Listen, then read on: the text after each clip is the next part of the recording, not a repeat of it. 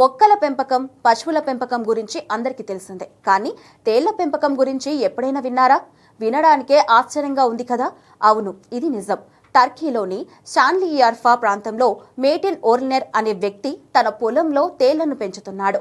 ఇవి ప్రమాదకరం కావడంతో ప్రత్యేకంగా తయారు చేసిన ప్లాస్టిక్ బాక్స్లో వీటిని పెంచుతున్నారు. మేటిన్ దగ్గర ప్రస్తుతం 20,000కు పైగా తేళ్లున్నాయి. ఒక్కో తేలు నుంచి రోజుకు 2 మిల్లీగ్రాముల విషాన్ని సేకరిస్తున్నాడు. ఆండ్రోక్టోనస్ టర్కియోన్సిస్ జాతికి చెందిన తేళ్లు ఇవి. ఈ రకం తేళ్లు ఆగ్నేయ టర్కీలో మాత్రమే కనిపిస్తాయట. ఈ తేళ్ల విషయంలో నొప్పితో పాటు వృద్ధాప్య లక్షణాలను తగ్గించే యాంటీబయాటిక్ లక్షణాలు ఉన్నాయట. అందుకే ఈ విషం 1 లీటర్ $10 మిలియన్లు, అంటే మన కరెన్సీలో సుమారు 88 కోట్ల రూపాయలు.